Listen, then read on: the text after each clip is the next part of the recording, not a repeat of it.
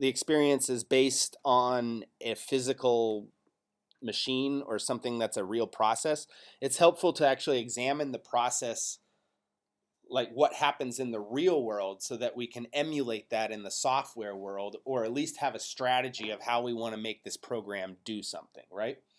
So if we're going to make a slot machine program, it's kind of helpful to think about how a slot machine works. And so first of all, what's the game? What's the experience in a slot machine? When you walk up to it, what do you do? Yeah, you put coins in. What's the next thing you do? Pull a lever. You pull the lever, or you push a button, and then what happens? Then wheels start spinning. How many wheels? 3 or more, or sometimes 4. I think we're going to stick to 3 to make it easier. Those wheels will spin, and then what happens?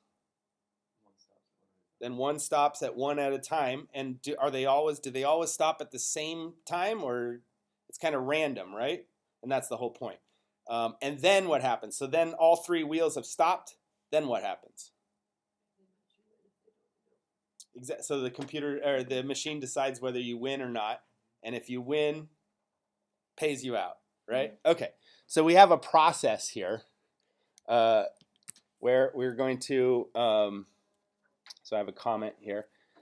Let's see. So put in money. We're gonna skip that part. Then the next one is pull the wheel, or pull the handle, or push button. It's probably going to be a button in this case, because we won't have a physical handle unless we want to actually model a 3D thing, which we may do, but not today. Pull the handle, then the wheels spin.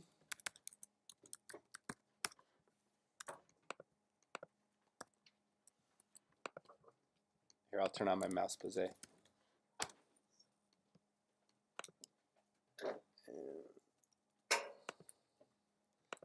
Okay. The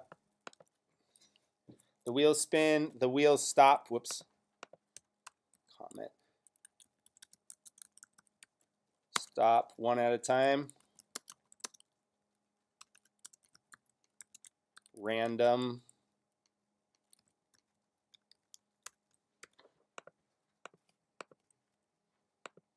And then win/lose.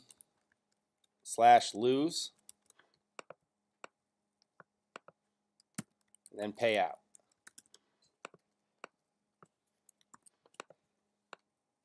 Okay. So the first thing we want to do is we got to put in the money, push the handle. That's easy. That's just a button, right? We can just have a button for now. We'll make it something fancier later, but for now, that's all we need, right? Now we need to make these wheels spin, right? If we're going to do that, we need to use a counter object. I think the easiest thing for now is to start with numbers. We'll deal with symbols later. We'll deal with like the cherry and the lemon and stuff later. I think numeric numbers are all we really need to have one symbol different from another symbol. So let's start with the numbers. So 3 integers.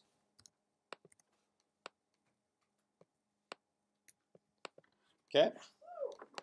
Those will represent our wheels. Okay. Then we got to make these. We have to make these spin, and in order to do that, we'll need to use a counter object. Counter. Now, counter has a bunch of different arguments, and if you don't put any arguments in it at all, it just starts at 0 and it'll count up forever. That won't help us. We want these to roll over at let's say at 9. So it'll go from 0 to 9 and then back to 0. So if you put in the different arguments, the first argument, and it tells you here in the reference of the object what the arguments are, or what the messages you can. And actually, sometimes the reference is a pretty bad description because it just says function depends on number of arguments. So they can't tell you exactly what it is because they don't know how many arguments you're going to have. So if you have no arguments, it counts up from 0. If you have one argument, then I believe that is what it will count to. So if I say counter 9, I believe it will count up to 9 and then back to 0 again. Let's just attach it to the first wheel here, and then just to attach we already have a bang. Attach the button to the counter, and then go ahead and start clicking on this and see what happens when it gets to 9. Yes, all right, goes back to 0. Great, so that's all we need. So let's have 2 more of those and attach those to the wheel. Now, obviously, we don't want the person to have to hit a button every time to make a wheel count up. So we're going to need some system to drive these automatically. So we can use, let's see. Well, so far, what have we used to get automatic bangs? So far, we've used like the output of the jit.world, right? This right here is the render draw bang, and it sends out a bang every time there's a thing drawn. But we're not even rendering to a 3D world yet. We don't even have a jit.world. But I can tell you what's inside that's creating those bangs, and it's called a metro object. And actually, it's a different flavor of metro called a Q metro. The difference between Q metro and regular metro is that the Q metro will it puts the metro bangs on a low priority queue, meaning that if the computer is running out of resources and might crash, it'll just stop rendering, stop sending bangs, or slow down the bangs that it sends so that the computer doesn't crash. That's why I almost always use Q metro and not metro, is to avoid the computer hanging and crashing. Metro you'll sometimes use when timing is more important than crashing, which usually has to do with like audio events, MIDI type stuff. Then your timing is sometimes more important. But for our purposes, we don't care if the clock counts up a thousandth of a second late. That doesn't matter to us. So we're going to use the Q metro, and then so what you do, what the argument in Q metro is the interval, which is how long between bangs. You can put in milliseconds. You can also put a hertz count. Let's start with just milliseconds, something like 50 milliseconds between bangs. We're going to need a toggle to turn this on, just like we needed a toggle to turn on the jit.world. Like I said, jit.world is just a collection of objects. This is one that's inside of the jit.world.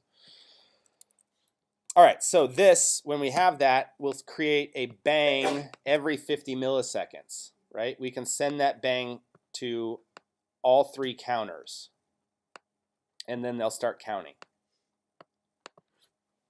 Okay, so now we have counters that are counting up. So now we need to get these to stop at a certain time, right? Now, I guess there's 2 different ways you can make rolling numbers stop at a random point. You can either vary the velocity of the number, which is actually the way a mechanical slot machine does it. There's a kicker plate. That kicker plate has a lopsided fan thing attached to it, which creates a random amount of drag. And so the kicker has a random amount of kick that's applied to the wheel. I mean, nowadays they're all completely digital with just basically a computer decides what the thing is and simulates all this happening. But in reality, I mean, in the old days, that's the way it worked. It created a random velocity for each wheel. That way, they kind of always landed on a different number. That's a little bit more difficult for us. Instead of a random velocity, we're going to do a random amount of time that we allow this wheel to spin, and then we're just going to clamp it off and stop it. All right, so we can do that by taking, let's see. We can do that by we can have a master counter that will serve as a clock. because we need to be able to measure time to see how much time has gone by, right? So we can have one counter that's feeding all of these counters. So let's make a counter that's going to represent a clock. Counter 1200. We'll count up to 1200. And then we can take this and we can divide it by 20. Should give us seconds. And we can do modulus 20. Whoops, make a space in between those two. There we go. Which will give us tenths of a second.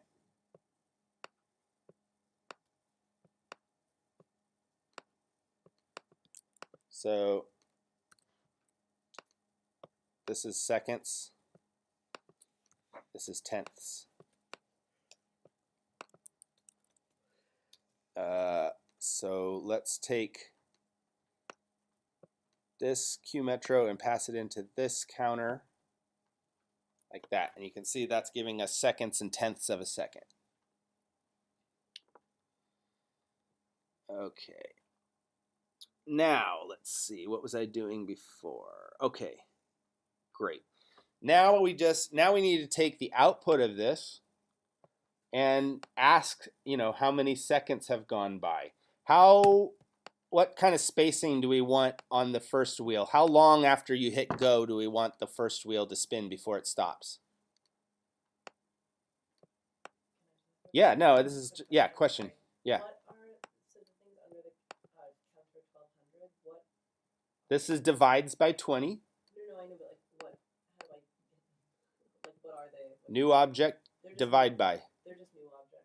Okay. Yeah. New object, percent sign. Yes. The 20 is because we're doing 50 milliseconds. Yeah. Yeah, I think those are tied together. Sorry, do I type in object? No, look. Hit N / space 20. There you go. Yes, question. What's the function of the modulo? Modulo, what that does is it's basically dividing it by 20 and giving me the remainder. So this will, in other words, it will count up to 20 over and over and over again based on the number that is coming in that's counting up to 1200. So it's a way of getting tenths of a second. We don't really need this number, actually. We probably won't use it. I just wanted to show you guys this function. Modulo is a good object for when you have a number stream that's rolling past, but you want multiples of a factor of that number. You can say, if this is counting up, or maybe it's not even counting to 1200. Maybe it's counting up forever, and you just want every 20 numbers. Give me a 1 or whatever. You can say modulo 20 and then select 1. Then every 20 numbers, it'll be a 1 will roll around. Does that make sense? Yeah. Okay. Yeah. Modulo is kind of weird because no one ever uses it in math in high school and stuff, but you use it in computers all the time.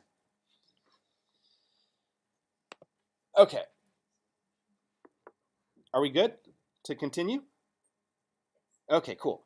Okay, so we have how many seconds are going by, and now we have to decide how much time we want between when you hit go and the first wheel stops, and then how much time before the second and then the third.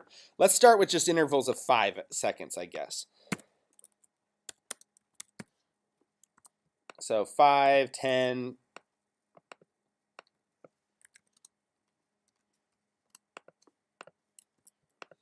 And 15 seconds.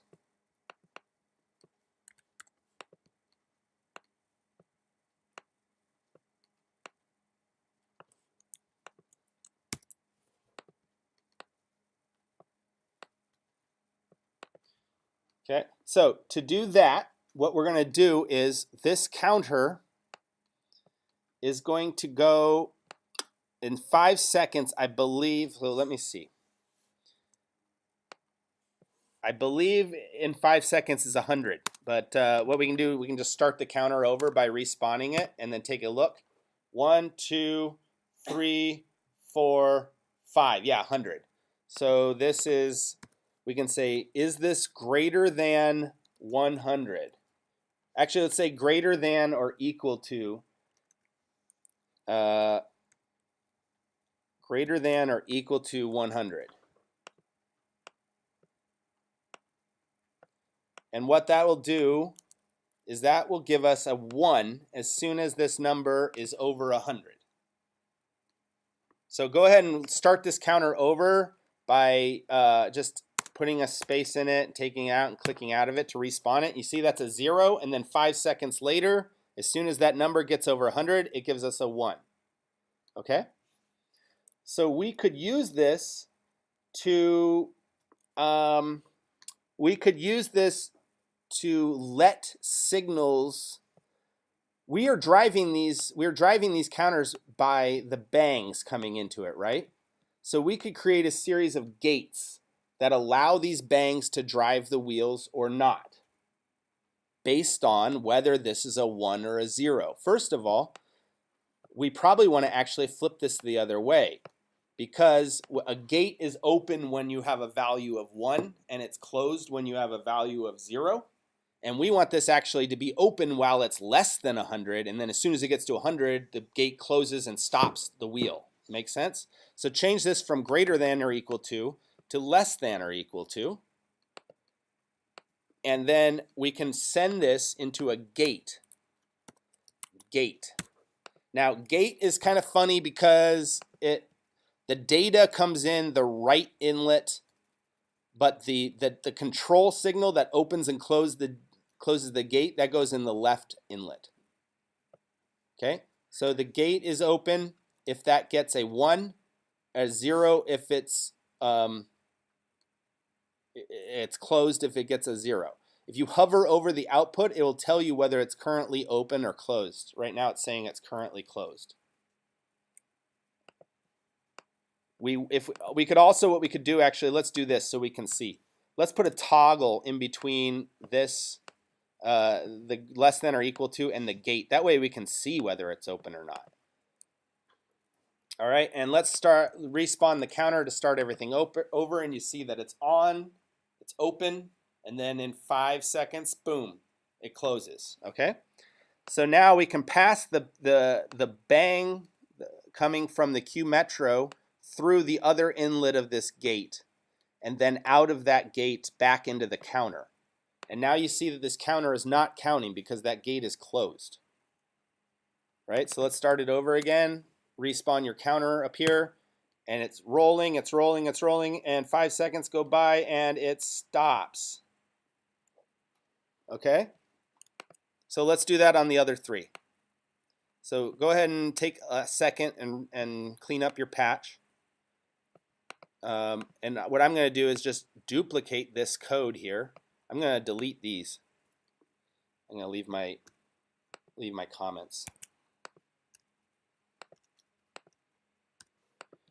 But I'm going to duplicate this code here 2 more times.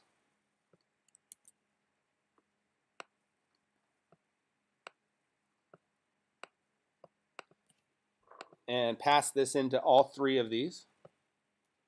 Now, right now, all the gates should close and open at the same time because we haven't given, right? They're all open, and then in 5 seconds, they'll all close. Right? Oh, and I forgot to pass. Make sure you reconnect the bang to the other inlet of your gates. Otherwise, your wheels will never start. All right, so then to make this one 10 seconds, it's probably what? 200 and 15 is 300, right?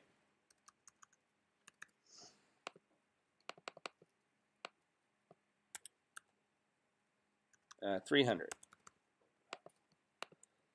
Okay, so go ahead and respawn your counter one more time. Actually, here, instead of keep having to respawn your counter, you can make it start over by sending, I believe, this second to last inlet resets the counter to a specific number immediately. So make a message and put a 0 in it and patch that into the second to last input on that counter. That will let you just start it over. And now you should see these all should just stop one at a time. But first one stops, second one stops 5 seconds later, and then the third one stops 5 seconds after that. Boom, right? And if we do this again, it'll work each time, but it'll probably end up with some of the with similar values, either the same values each time, or a predictable offset each time, because we haven't added any randomness to this yet. So now what we need to do is add randomness to this. And anybody have an idea of how we could add randomness to when these gates close? How did we? I'm asking a question. How did we decide whether the gates were closed or open? Which objects did we use? Anyone? Bueller? Bueller? No one? We used less than or Yeah. gates. No, logic Use logic operators. operators. Yeah, these. Right? Less than or equals to. You said it right the first time and then you doubted yourself. All right, so it's probably going to have to do with these, right? We have to add randomness to these. How can we add randomness to these? Well, right now we are making these close at different times by setting these numbers, 100, 200, 300. The other inlet on this sets those numbers. So we can add to that, right? So all we need to do is have, first of all, let's start with an integer box attached to those numbers, those inlets rather. The shortcut for that is I. You just hit I and you get the integer number box.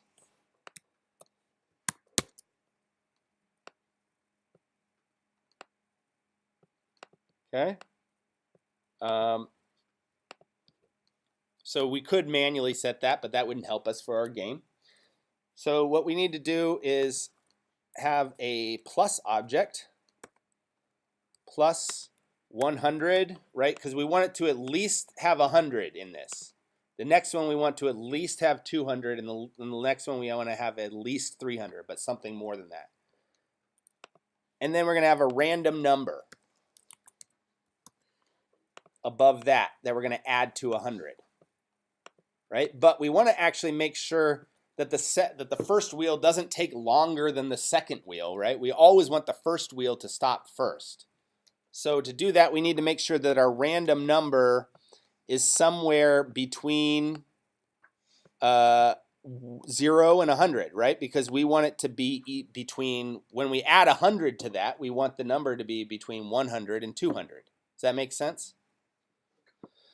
So that has to do with the random. The argument on the random is how much, what you want the range of the random object to create a number between.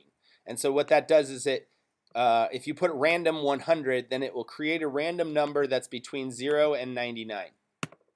It always is like one less than the number that you specify because it includes 0. So if we say random 100 and we add 100 to that, we should get between 100 and 199, which is exactly what we want. And now just patch that into this, and if we click on it, okay, it's now at 147. And so when this rolls over, now it will take a little bit longer for this to stop than it did before, a little bit more than 5 seconds, right? So now we can just duplicate this 2 more times to get all 3 randoms. And we can actually tie them all to the same button. So don't duplicate the button, just duplicate the randoms and the plus 100s. And get 3 of these. Whoops, not 4. Just 3.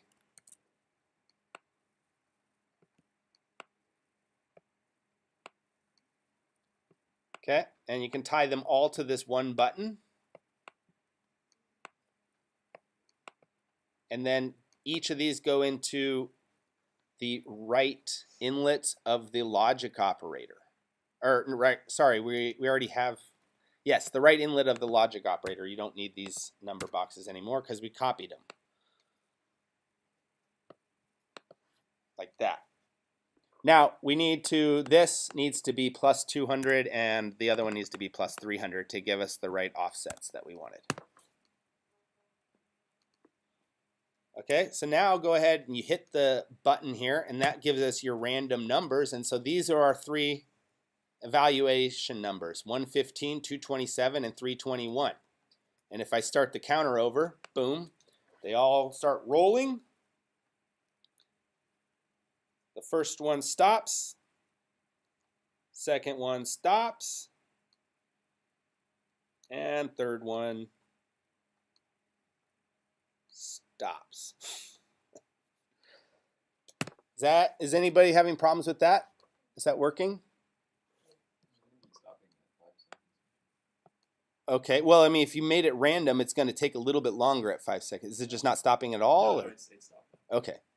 Is the first wheel stopping first, second wheel stopping second, and third wheel stopping third? Then you're fine. So this was wheels spin. Actually, it doesn't matter. I'm just going to leave these comments over here. If I try to put them anywhere else, they're just not going to make any sense. All right, so I think we'll probably stop here for now so that we can switch over to our other patch. Does anybody want me to look at anything?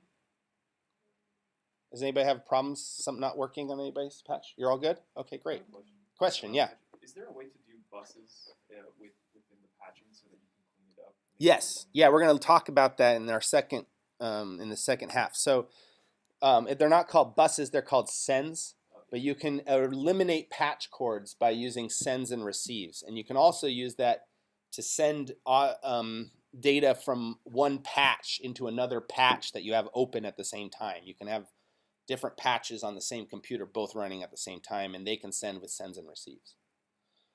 So we're going to look at that here in a minute. Yeah, so actually that's not a bad idea. Let's take a second to look at some ways that you can keep your patches clean. So first of all, I don't know if you guys have noticed, I do a lot of Command Y-ing, which is the shortcut for align. And if you do it on patch cords, it creates this nice kind of square patch cord that you can hover over and change where where the horizontal part is. What this doesn't do, it totally ignores other objects on the screen. So if you have one like this, say, and I do a Command Y, it may put the line right through another object, which may be okay or may not be okay with you depending on your preference. There's another one called Shift Command Y, which is route, which there it tries to not go through other objects, but sometimes this can make a crazy squiggly convoluted line. So sometimes I avoid it and just do Command Y and move it around myself when I want things to be super neat. Because if I selected all of my lines here and did a Shift Command Y, oh, actually that turned out to be okay. Sometimes it can make it more confusing than it was before. And it also does this, which can be confusing. So it looks nice here, but it's really hard to tell which is going where because it stuck everything on top of each other, right? And so you can't tell where the hell does this end because unless I hover over it, now I can tell where it ends. But without doing that, I could think that it goes all the way over to the 300. I wouldn't know, right? So I try to keep things. I only put things on the same line if they are either coming from the same place or going to the same place. If they are not doing that, then I try to keep them on separate levels so that you can always trace out where something is going visually, right? But even having routed patch cords can still get messy and confusing just because there's just so many lines. So that's why when you start to have too many lines, using sends and receives is very helpful. it helps you route things, and then you can also, in your sends, you can name your sends whatever you want. So you can say, send 2 physics objects. Then you know exactly where it's going because it's right in the name of the send, right? And also, I'll just show you really quick a send. So a send, you can either say send, that's the old way, and then the name that you want to have, or you just do an S, which is what most people do. So send, just call this test. And you see it just has an inlet, it doesn't have an outlet. And then you'll have a receive, which you can either type out receive or just put R test. As long as these two are the same, whatever comes in here comes out here. Right? So you can get rid of patch cords by doing that. All right? So yeah, try to keep your patches neat. If you have tech problems and you want me to look at your patch, I can't help you if it's a spaghetti mess. Because it will take me an hour just to untangle your patch. And a lot of times, you untangling your patch, you'll solve your own problem. So keep your patches clean, and if you need help, untangle them before you come to me for help. All right, so save this. Slot machine. And we'll just continue on with this next week. Let's do something fun for Valentine's Day. It's more CalArts physics lessons. Whoops, I went too far. New patcher.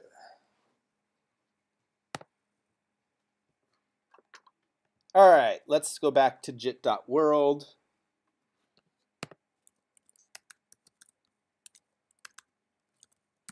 Oh, go ahead and download the content from the class website. So sites, whatever. It's under week 4. And download this conversationheart.dae and the red and white hearts video file.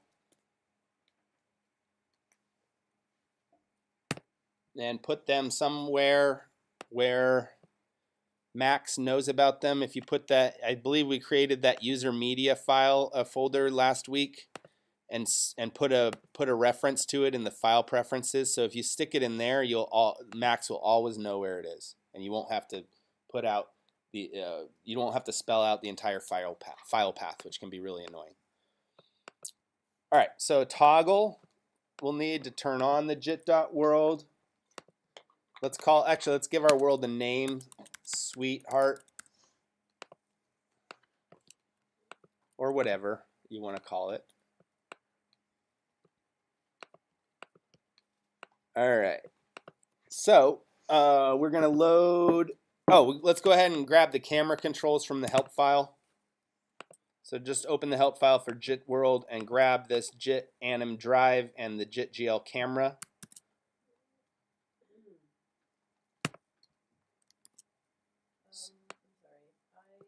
Help file for JIT.world. Option, click on it. Oh, no,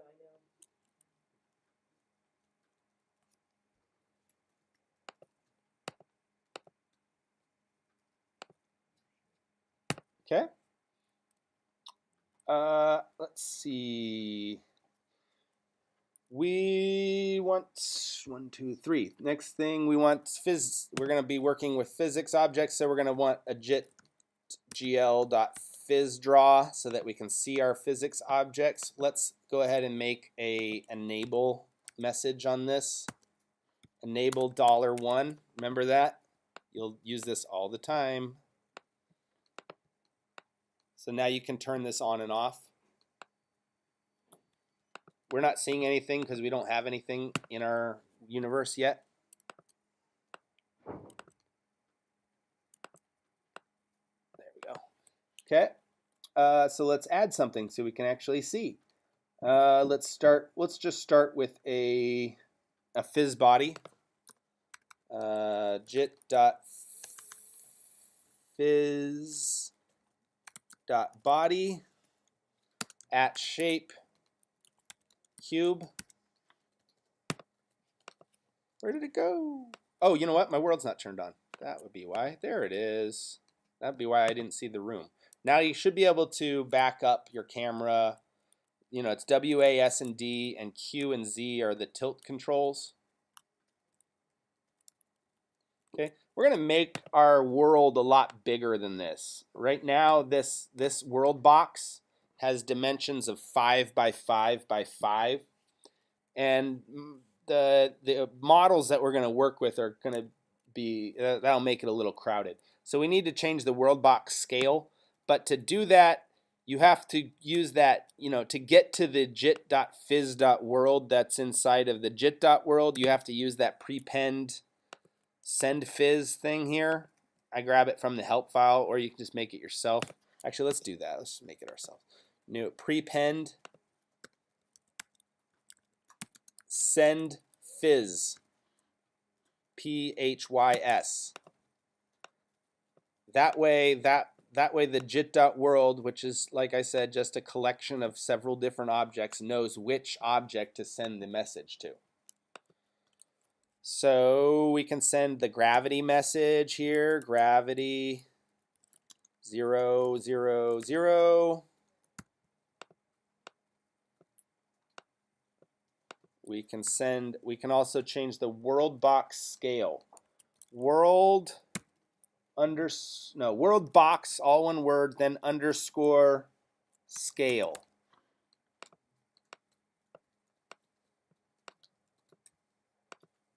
Here, let me zoom in a little bit for you guys. There we go.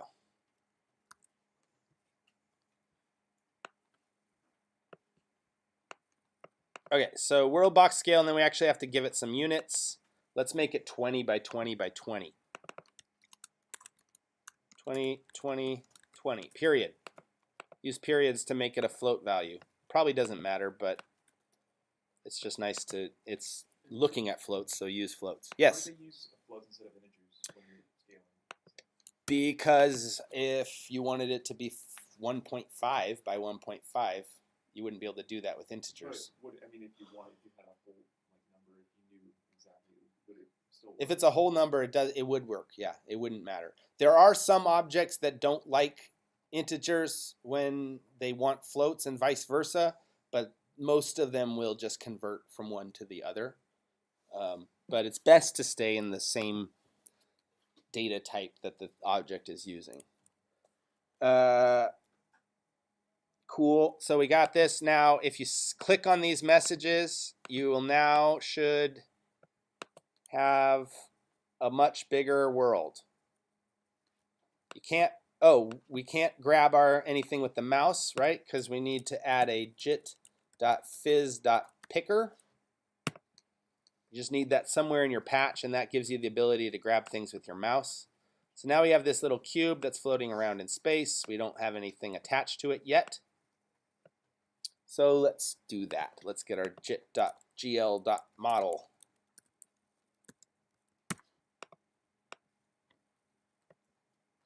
All right, and we want this jit.gl.model to be the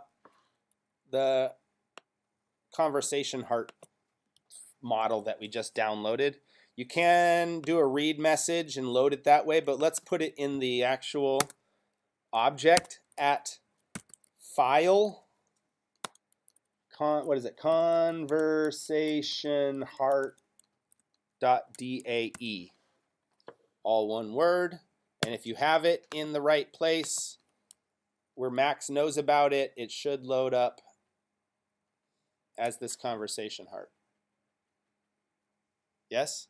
Everybody's working?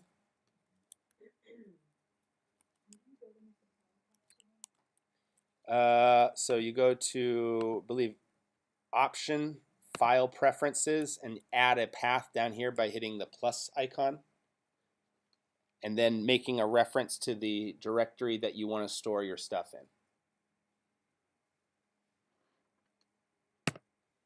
Okay?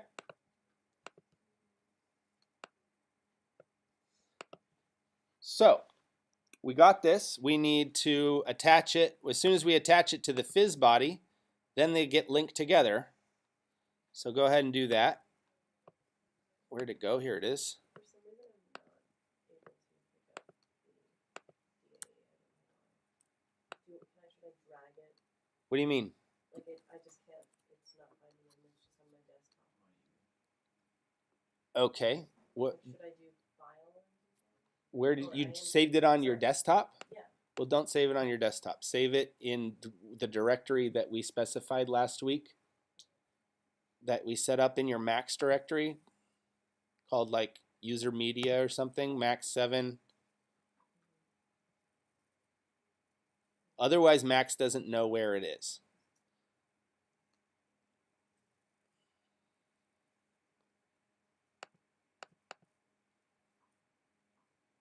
Something like that. Is that working for you yet?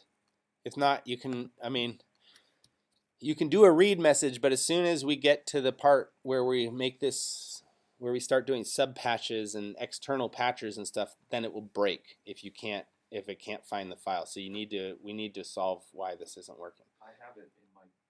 So wherever you have it saved, just add a reference to that wherever that is in Max. So wherever it is now, go to File Preferences under Options and add a path to wherever it is. And does it still not work? Then you must have typed something wrong.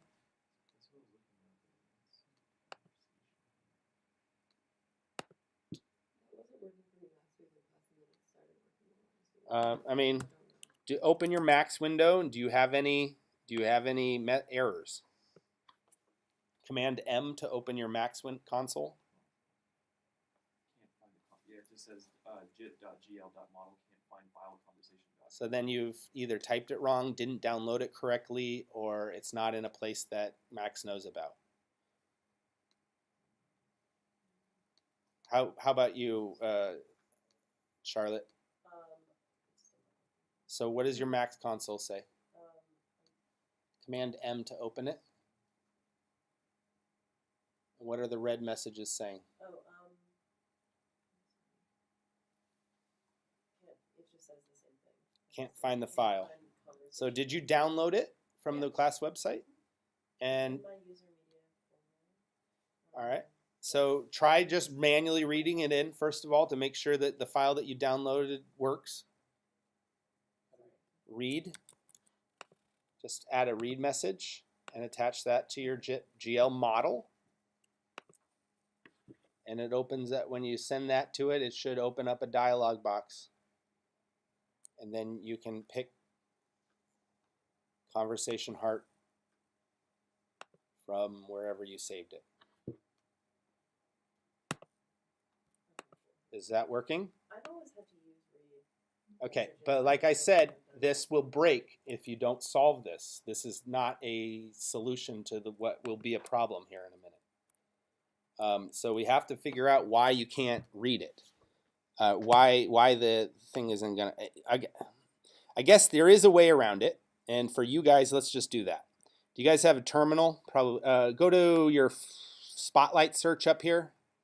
The thing up in the magnifying glass in the corner, and launch terminal. Okay. Find your file in your Finder wherever you saved it. I don't think I have terminal. The other thing's coming up like an artist on iTunes. Everybody has terminal. Because what you can do is if you launch terminal and then drag it in there, then you can get the full path to your file, the annoyingly long full path, and then put that into the file name instead of just the name of it, and then it should work. Or if you just No drag and matter. drop it in. Don't think so. Let's see. Does it? Can you? I don't think you can. For this. It worked initially for me before I switched it back over to making a custom file. Oh, yeah, no, see, but that doesn't. I'm not sure that will work. Oh, try it. Did you try just dragging? Try just dragging the DAE onto your patcher. All right, let me come around. I'm sure there's something simple going on here that we're just not seeing. All right. No, move. Oh, me? Don't care about that. Okay. Oh, okay. I was trying to launch terminal, but I don't think I have it. Let's give up on that. Let's actually solve it. Oh. So what's going on here? Where is your file? It's Show me your file.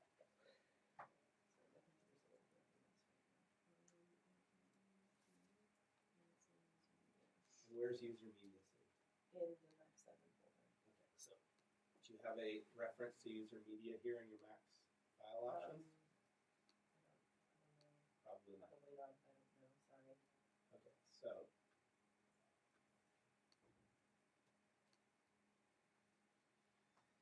Okay, so what is it? It's a rank. What is it? File preference. How can I see it? I normally can see it. There, it's file preferences. Did you add a user media here? I did last night, but maybe it's not there anymore. So where is it? Where's that file? Find that directory. Okay, say open. Nope, don't click on that. Just say open. All right, now it should work. All right. Show your world. Oh, there it is. Okay. Thank you Is so yours much. Still not finding it? No, it did, but it's Yeah. the weirdest thing. So, like, I need to have 2 of the same jit.gl. If I erase 1, it disappears. But if I have 2 of the same, That shouldn't be that I way. think- I would reboot your computer if that's really what's going on, or reboot the program. Anyway, I don't think that's what's going on. I'm not sure. I don't know. I can't solve everybody's issue. We're running out of time. All right, so you have it working. Okay, and if you delete one of them, it goes away. All right, so close Max and reopen. Save your file, close Max, reopen it, because that's not going to work. All right, continuing on. I can feel the love in the room. All right, so where were we? We attached a body, right? Yes. Can we have, what happened to my fizz picker? Disappeared, mine stopped working. Great, now my whole patch isn't working. Maybe I'm too far away. Nope.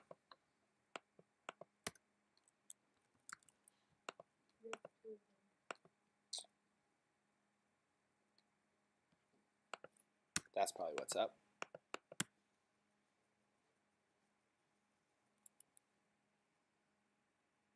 Where did it go? There it is.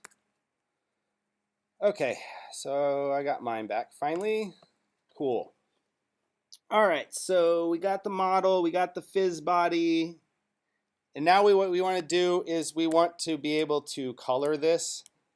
And actually, for now, let's make this not get affected by gravity, so we don't have to keep trying to find it at the bottom of our world. You can, under fizz body, you can say at kinematic 1, and that should stick it right in the middle, and it will make it so it won't move, and it ignores gravity.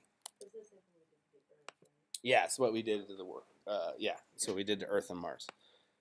Okay, so what we're going to do first of all, we want to be able to color these hearts different colors. These are basically like the sweetheart candies. I modeled this morning. All right, so to do that, we can send it a color message at color.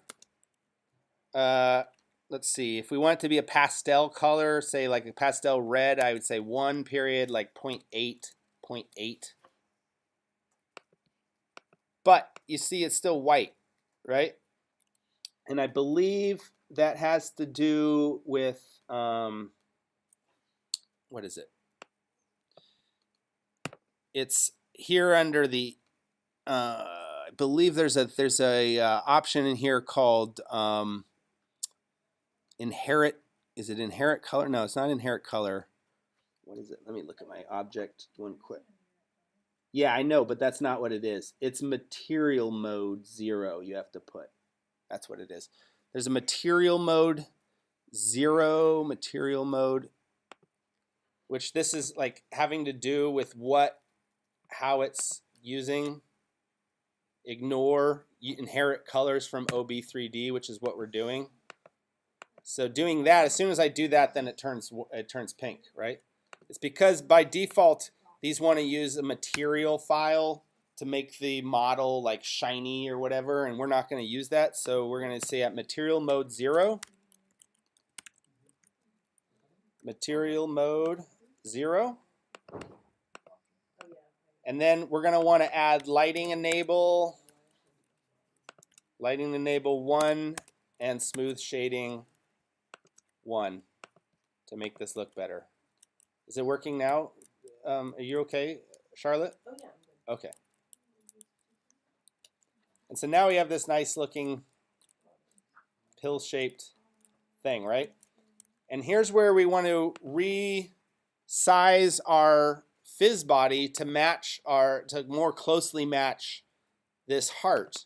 But if I change the scale of this by let's do it really quickly just by doing an Trui, you'll see that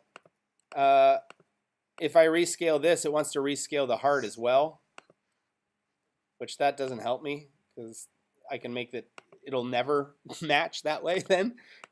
So what you can do is at send scale 0. At send scale 0, and then it won't send the scale. You'll want to if you've already changed the scale of this, you'll want to reload your model file so that it goes back to its regular scale. But now you can, let me resize my window here.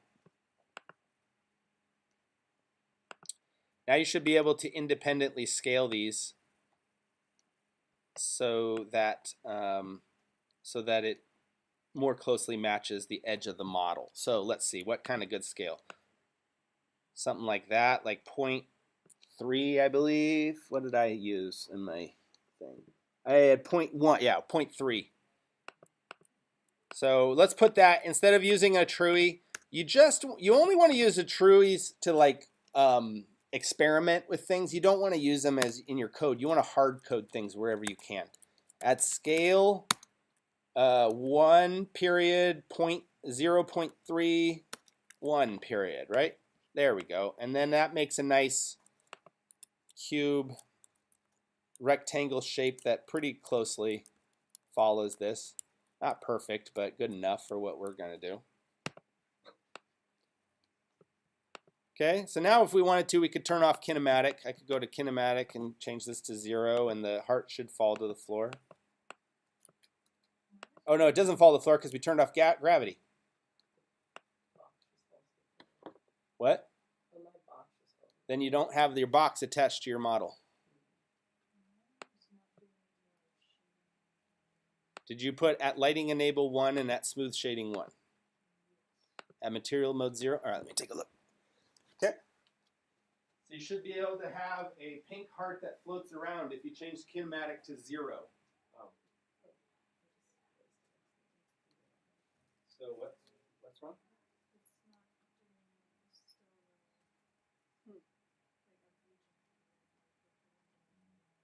What is? It's still what? Oh, okay. Well, first of all, put it kinematic 0 so that we can see it in the middle. Kinematic 1, rather. And then you have at lighting enable. Yeah, there you go. Yeah, and so smooth shading doesn't even come into play unless lighting enable was enabled, and yours wasn't because you had a typo. Yeah.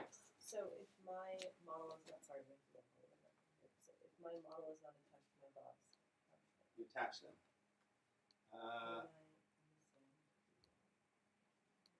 You have it backwards. oh, I do.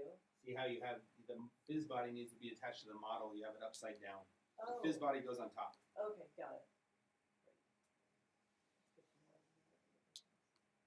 You don't need to read into the fizz body. You're not going to be reading anything into the fizz body. Okay, so what should the read be attached to? A model, but you don't even need it anymore. Oh, okay. Because we finally fixed that problem. Yeah. Okay. Great. So we got a heart. We got a heart, but that's only half of a sweetheart candy, right? We need to put the message on it. So here's where the whole idea of like you can only attach the fizz body to one thing comes into play. Because if I want to use, like, I could try and texture this object with a texture that has the text, but I tried that this morning and the UVs aren't correct for this model for that to come out correctly. And if you don't know what I'm talking about, it would that's okay. I don't have time to explain UVs right now, and probably mostly because I don't even understand them completely.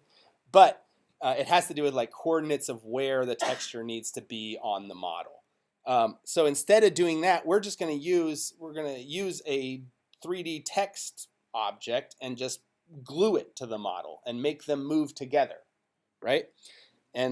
But we already have the fizz body attached to the model, and we can't attach it to a second thing or it will stop being attached to the model. So what we can do instead is we can pull the state of the fizz body to see what its current location and current rotation is. So you can send a message that says get state, and you patch that into the fizz body, and then you're going to attach a message to the right inlet, of the right outlet, the dump outlet of the fizz body, to a right inlet of a message here so we can see it. And if you hit get state, it'll just say like world name, yada, yada, yada. But what it actually does is it goes through a whole bunch of different things. It's just doing a bunch of messages one at a time, and this is the last one that it does. One of the messages it does is position. Another one is rotation. It's like a whole list of them. And I could build some objects to show you all the ones that it does, but to save time, let's just take my word for it, that it is outputting the word position followed by 3 numbers. So we can route for position to get that.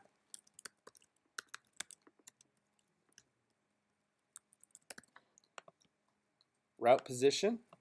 And then so that will give me any message that follows the word position.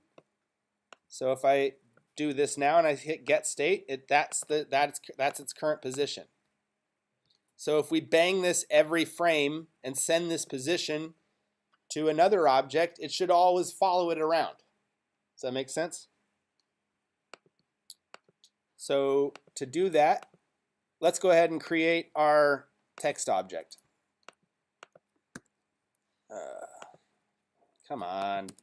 Sometimes jitter doesn't allow you to scroll down as far as you want, and I get around that by grabbing a comment and like dragging it way down here. And that'll give you some extra margin space. Okay, so jit.fizzbody. What is that? Another fizzbody? We don't need that. We need a jit gl.text 3D. Even though we're actually going to be making 2D text, but it needs to be 3-dimensional so that it has rotation and everything. Cool, text 3D. All right, so if you open the help file for this, this is a way of making text, right? We can send it, I believe, just the word text, the message text, followed by what we want it to display. Hello world. And if I send that to it, then you get this 3-dimensional hello world, right? And by default, it looks like it has very little depth, maybe 0 depth. Right? I mean, what is it? Depth. Yeah, okay, so by default it has a 0 depth, which is what we want, which is great. But you can, if you like 3D text, you can emboss this text and make it have depth. You can extrude it, right? So, but we don't, our candies are just, you know, the text is painted on. So let's leave it with a text depth of 0. So I can either put a 0 back in there. I'm just going to respawn the object because the default depth was 0. All right, so I have hello world. But actually, let's make a kind of message that you'd find on a sweetheart, like, I don't know, love you or something, LUVU. Right? The text is red. We know that. So at color 1, 0, 0. There's some red text. We want this also to be affected by lighting of the scene, right? Because the text isn't making its own light.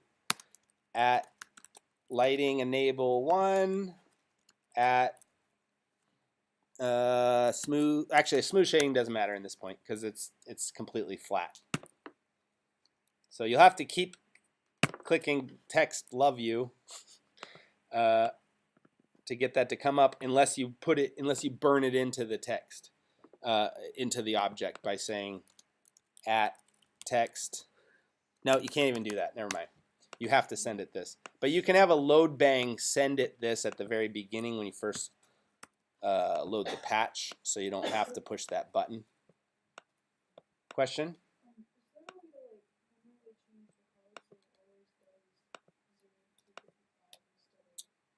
Yeah, it's your preference. So if you wanted it to be color, you can say color 25500. That will work just as well as 100. Okay? And in fact, I think it's based on whether you use integers or floats. If you use floats, it's expecting a number from 0 to 1. But you can actually go over that, and if you have a color of 2, then it will start emitting its own light, basically. It makes it artificially brighter than the scene allows.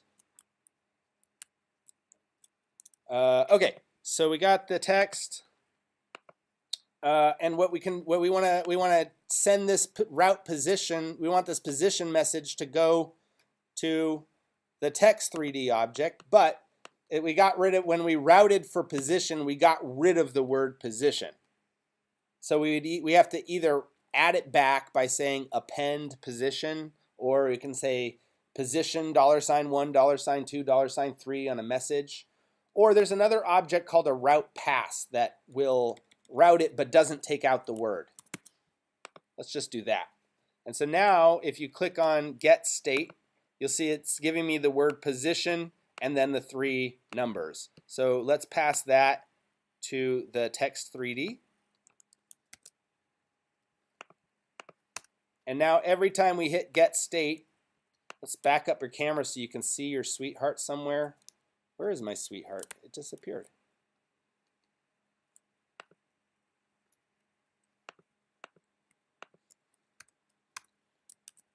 There it is. And if I move it somewhere, okay, and I click get state, you can see every time I click get state, it's updating the position of that to match where the heart is, right? But I have to keep hitting get state, right? So let's use we could use a Q Metro like we did on the slot machine, but we have our render banks coming out of this jit.world. So whoops, I deleted my message. So we can just take the render banks and pass it right onto this get state message like that. And now they'll be pretty well glued together. Here it is. But you'll notice it doesn't rotate, right? It's just doing position message. Sometimes that's all you need. Like sometimes you just want like a video plane to slide around. You want it to be influenced by a physics object so it bounces off of things, but you always want it to be facing the audience. Then you just wouldn't use the rotation. You just use those position messages. And so using this way of polling the physics object without having it actually attached to that object would allow you to do that, where you're just using the position and not using the rotation. But we need both. Question. Somebody, I thought I saw a hand go up. No? Okay. Sorry, one question. Yeah. Love you supposed to be like right on the heart now, because mine's just sort of floating next to it. Nope, it is not. It's supposed to be somewhere near. Okay. Is it getting further away when you move the thing? Or is they're attached. all right, yeah, we're going to fix that. So the one thing that we have going on is that it's not rotating at all, and the heart is.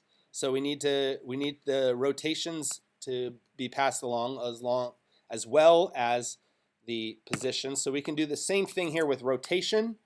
It's not called rotation though. It's called rotate XYZ.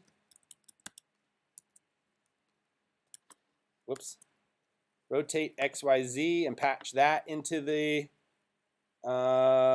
text 3D as well. And this is, and make sure you're attaching that to the dump outlet of the fizz body. Or you can actually, you can chain these together like this also, because a route, whatever doesn't come out this outlet comes out this outlet.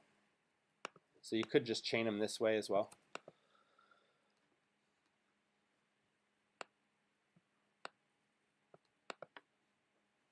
Okay, let me make my patcher a little bit bigger for you guys, because that must be driving you crazy.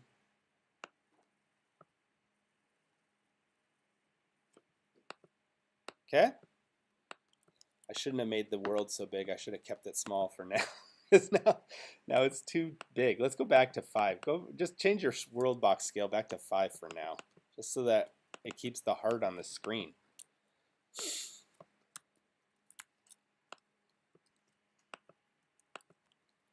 There we go. Now we don't have to struggle to find this thing. Okay, cool. All right, so let's fix this issue. So we got, now it's rotating, but, right, the rotation is offset. I need a 90-degree offset. I need to change the size of the text and some other things. Yes, question?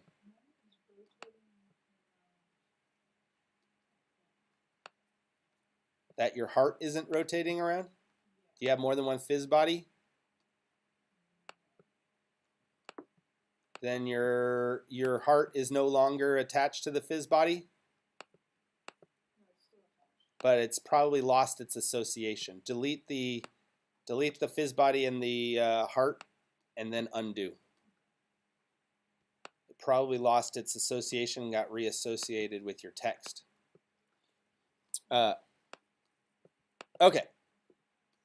So what we got to do to offset this rotation is we actually have to take this rotate XYZ message. So actually now we do just want route and not the route pass, because we just want the numbers from this. So route, oh boy, and now my thing's going crazy. Disconnect that line. Ugh. Okay.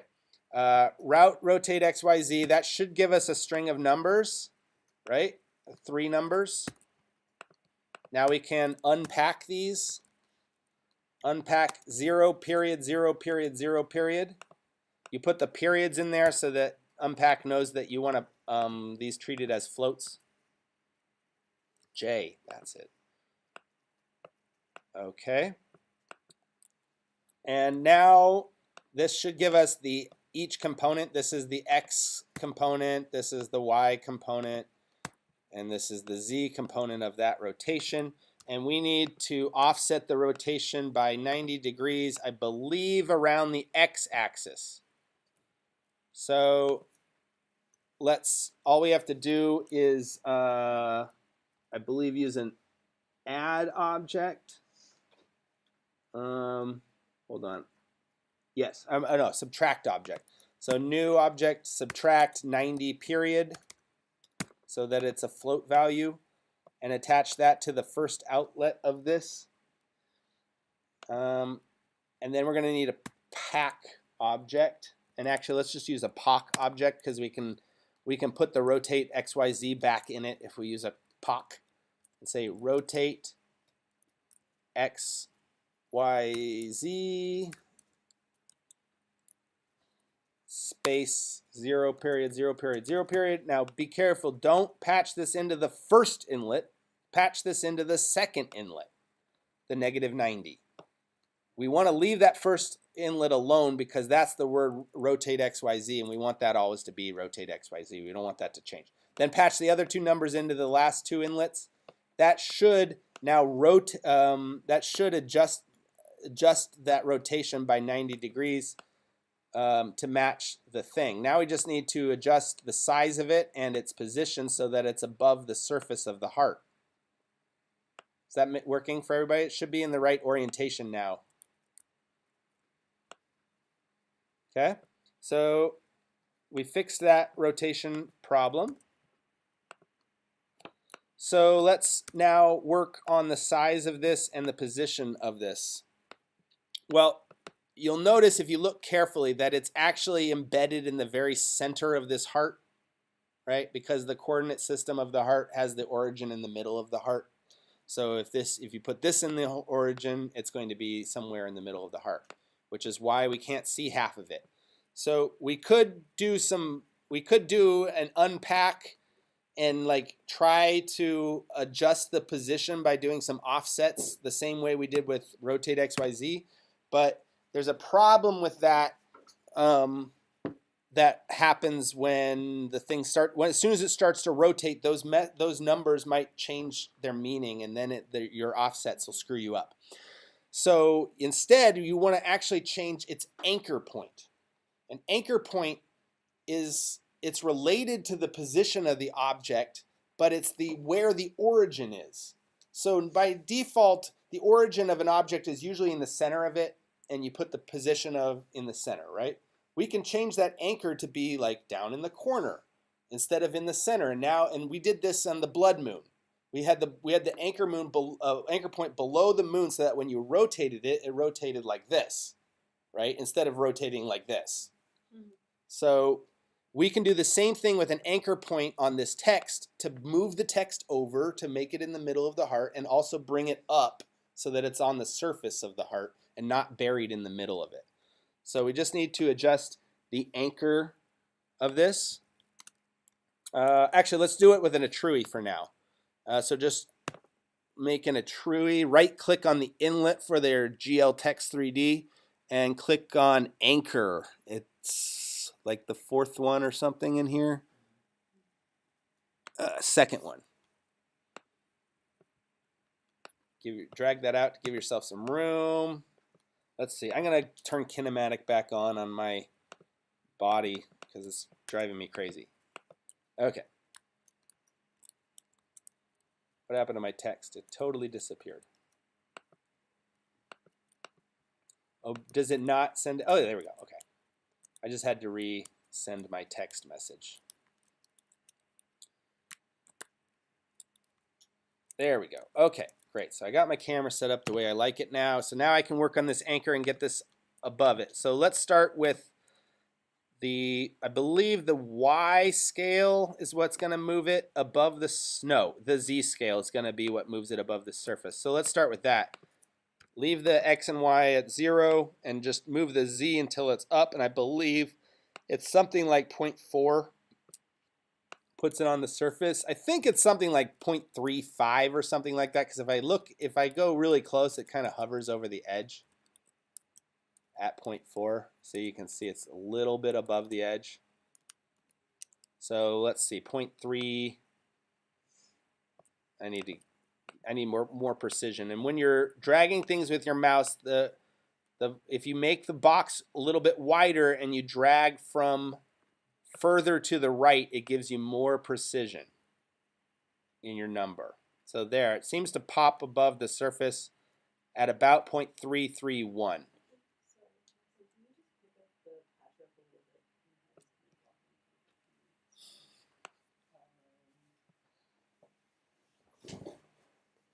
Okay.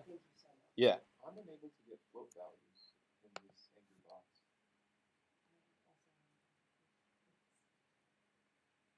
Why? All right. Is that a setting? No, I've never heard of that before. Why would you only be able to get? Because like I just said, when the further over to the right that you drag when you use your mouse, the more precision you have. So if you drag completely to the left, you get no precision at all. Okay? Cool. So yeah, when you're dragging with your mouse, further over to the right, more precision. Further to the left, coarser adjustments to the point where it's just integers. Making sense? Okay. Are you okay, Charlotte?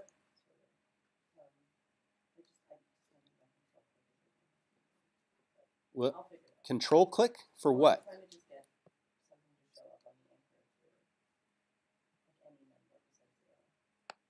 You can't.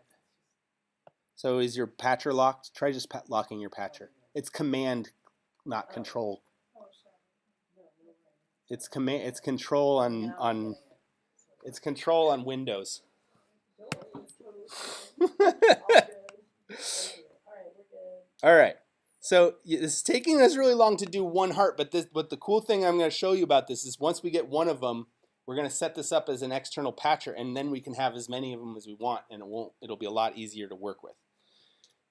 We may not finish today, but we'll see what we get. All right, so that's cool. We got it above, so we know it needs to be somewhere like 0.36. And if I can also adjust the X and Y values to try and get this on here, but obviously it's way too big to fit on here, so we need to change the scale of the text. Text 3D has a font size attribute, and I struggled with that for about 15 minutes this morning before I realized it completely ignores it when you're in 3D mode. So you just have to use scale. So scale, I think what I used on this was at scale 0.4, 1. Doesn't really matter on the third number there. Then you'll have to send your text message again to get it to hop back up, and you'll probably have to set your anchor again. That's because we just did it with the attrui, right? And that's why I said you don't want to actually use attruis in your patch. You just want to use them to experiment. And as soon as you figure out what the value is, you want to hard code that value in there so that you don't have to keep doing it over and over and over again. So let's go ahead and hard code the anchor in here. At anchor 0 period 0 period 0.37.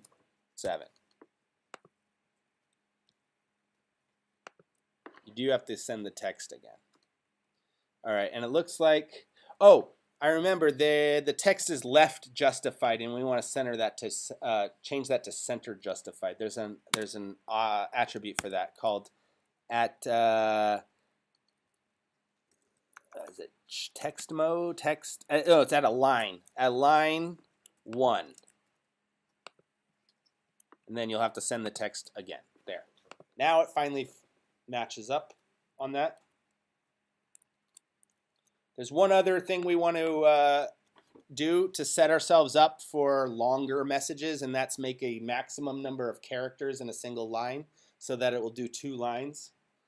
And that is like at line length. At line underscore length. If I could spell right. I found that this morning that 4 was a pretty good value. Okay, you'll have to send the text again. Great.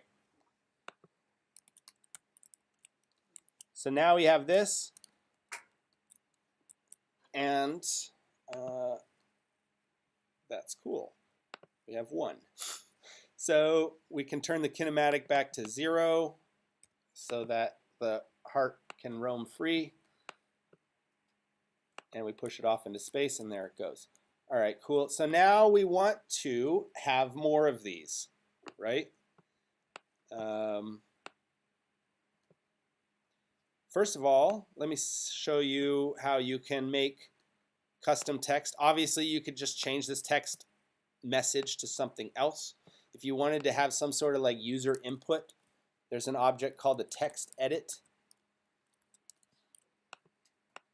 which I believe this gives you the word text with whatever they typed already. So if you say test and then you click out of it, it gives you text test, which is exactly what you would send to the text 3D to get it to operate.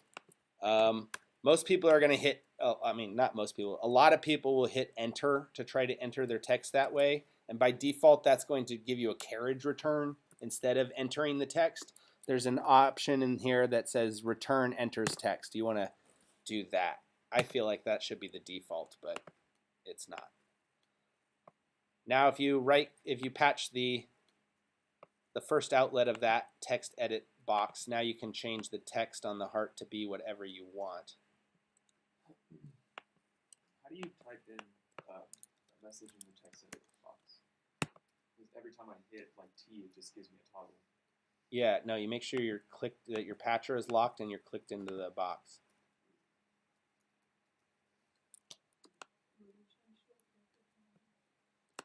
In your inspector, Command I, return enters text. All right, so where did my heart go? There it is. So now mine says hello, and I can make it say whatever I want. So you could have like a system that you could have like a 3D an installation that has 3D objects that are textured with words that are input by the user or by the person who's at your installation, by the audience, I guess is the word I'm looking for. Yes. Can you scroll down a little bit?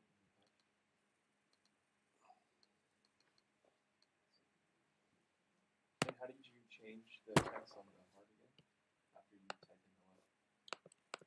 Hit enter. Now that we've set it to be enter returns text, hit enter. If you didn't set that, then you just have to click out of the object.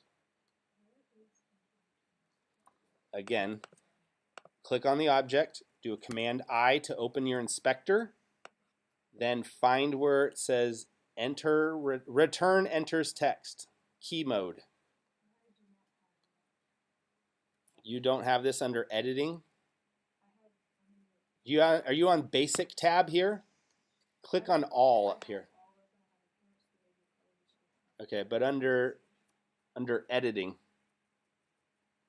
it should be under read only, auto scroll, lines, read only key mode.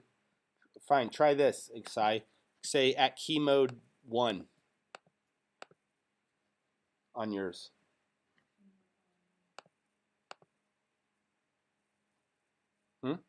You can say at key mode 1 would should work as well. Text 3D, yeah. But I'm sure it's there. I don't know why it wouldn't be there on like the Windows version. That doesn't make any sense. Should be there somewhere. Okay, so we're close. Now we want to, what do we want to do? Oh, I wanted to take 1 second and show you that you can use these same physics objects not just on models and meshes, but you can also use them on video planes or two-dimensional objects that you want textured with images or videos. Right? So the object for displaying videos usually is JIT-GL video plane. You can texture other objects with video. You don't need to necessarily use a video plane, but that's the one that's already set up to take video input and turn it into and put it in your 3D universe. So now to give it video, we can either have a JIT.movie object and load the movie file and play that, or we can drag a movie file directly onto the patcher and that will create a playlist object. If you click here on your video and just drag one of these sample content, like the chickens, and patch that into your video plane, hit play, you see the chickens, right? Now we can attach this to a physics object as well. JIT.phys.body at shape, probably want to use a square, right? At shape cube. At scale, that has to do with, is going to have to do with the aspect ratio of the video. I believe the chickens, a lot of the sample content is 4:3. The chickens is, and any of the .mp4 files I believe are 16:9. So the aspect ratio is like 1.77 to 1 to 1. And actually 0. We want it to be flat. So have 0 z-scale. So 1.7710. And there's our phys object, and we just need to attach that to the video plane. And now we have a video plane that will float around in space. And if we hit play on the chickens, you can see it animating and everything. This is one thing that I think Jitter is a little bit better than Unity at, is giving you easy access to putting video on 3D objects. and having those objects still being affected by physics. So yeah, this video plane will bump into the heart and everything. Cool?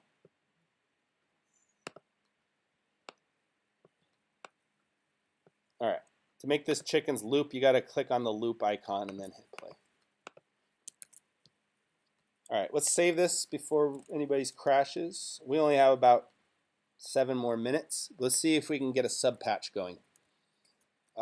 Sweetheart. All right, so if I wanted to make a bunch of hearts, I could just grab all of these, grab all the objects that I used, and copy them and paste them all over the place, and I have a gigantic, huge patch with stuff all over the place. And that will work up to the point that you make a mistake and you need to debug something, and your patch is so huge and is repeated so many times you don't know where to look, because you're like, well, I know it's got to be in one of the model files, and then you've seen that you've copied a model file 15 times and they're all the same. And you're like, well, which one of these is messed up? You know, are they all messed up? Sometimes, sometimes not. So it's best to, in these kind of situations where you're going to have a whole bunch of code that's repeated a bunch of times, to encapsulate that code into a subpatch or an external patcher. So the first way is to easily encapsulating code into a subpatcher is to simply grab everything that you want to have hidden. So I'm going to do all of this stuff except for this. No, I do want the get state as well. Yeah, so I want all of this stuff, the phys body, the model, and the text 3D, and all of the associated routing and stuff. Highlight all of that. Actually, let's not highlight this text enter object, so that will be outside of the subpatch so that we can change the text easily if we want to. But highlight everything else. And then do a Shift Command E, or Shift Control E, I believe, on Windows. And then all your stuff disappears and it just gives you this P. Well, what they expect you next to do is to give this a name. It's stuck everything inside this subpatch, and we can call this Sweetheart. Shift Command E. And now all that is hidden in this subpatch. And if you double click on the subpatch, locking your patcher or holding down the command key, there it all is. It's still there. All the places where data was coming from something that you didn't copy get replaced by these inlet objects. You can add extra inlets if you want, and they will, on your subpatch, you'll see I have 3 inlets. Now my subpatch has 3 inlets. I can make a 4th inlet, and my subpatch has 4 inlets. I can patch those inlets wherever I want to have data come into this subpatch from outside of the subpatch. Does that make sense? You can also use sends and receives, which is probably a better thing to do most of the time. Okay, how much time? 4 minutes. Question? Yes? It's Your text probably went away when you did this, because whenever you do it reinstantiates everything, so you'll have to click on that again. It's not even that. Everything that was supposed to be that macro or whatever, what do you call it? Subpatch. Subpatch, it went away, and I lost all the ins and outs of that subpatch. We'll just undo until everything comes back, and then do it again.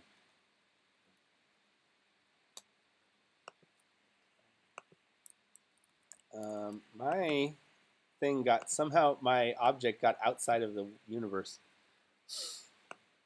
Oh, you know what I can do? Actually, I can just turn off the world box and turn it on again. World box $1.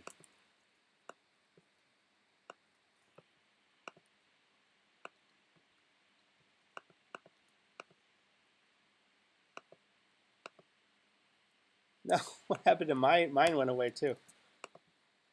There it is. Okay, I respawned mine. So, yes. So that's a subpatch. Now, the difference between this and an external patcher is that if I can make a copy of this, and now open up the copy of this, and I can get rid of these 2 extra inlets that I created, and they go away. But look at the original copy of it. They're still there. So now these are different. And how do I know how they're different? I just need to know, right? So that's a dangerous thing, right? You can change this name, call this V2 or something or whatever, or you can so if you make so the problem is you use a bunch of these sub patches and then you're like, oh, that doesn't quite work, and you make a change in the sub patch, and now you need to go back and make the change in every single other sub patch that you use that in. Now you could just copy and then I think there's a thing called paste replace, option edit paste replace, which is option command V, which will paste over that with what you had, so that will replace it with the other. So that's a workaround.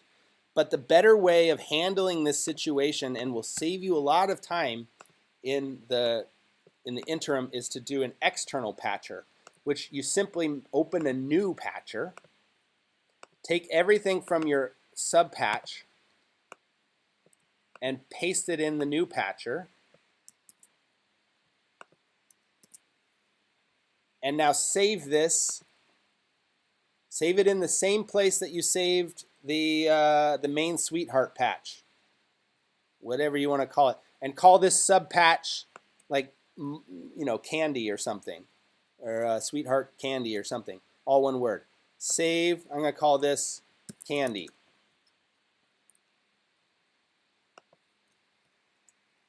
Now, instead of having P sweetheart, just have a new object and call it candy, as if that's an object that exists in Max, and now it really does.